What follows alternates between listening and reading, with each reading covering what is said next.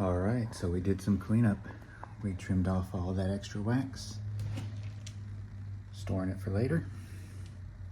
And now we've taken the torch and we've kind of angled the top portion of wax so that the candle has got a little lean towards the front, as you can see there. And hopefully what that'll do is it'll heat up the wick to the point where when it pools, it'll drip down one side or the other. And we're gonna go ahead and get this one going. The AC is going, so the flame is flickering, causing some drips. That off-white wax right there, almost yellow. And what it's doing is it's actually heating up the back wall and oozing down, overflowing on the front side.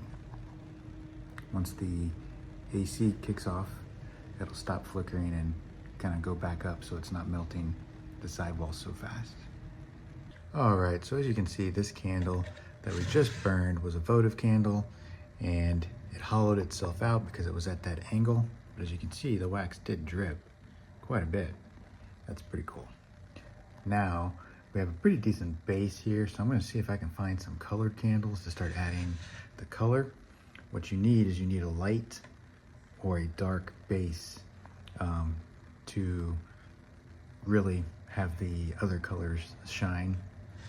So we're gonna go ahead and start trying to find some other colors to add to this. I am going to burn this down or melt this down with the torch before we start our next layer here. And do not go out and buy expensive candles for this kind of project. It's one thing if you have them burning upright so that you can actually enjoy them. This is just a fun experiment that we're working on. So we're doing angles and all kinds of stuff, just trying to get that quick build up. But yeah, definitely don't go spending $10 on votive candles to do this kind of project. Recycle the wax. In fact, maybe I'll just pop this off and not even worry about melting it down and just adding it to the pile of wax we've got going on here.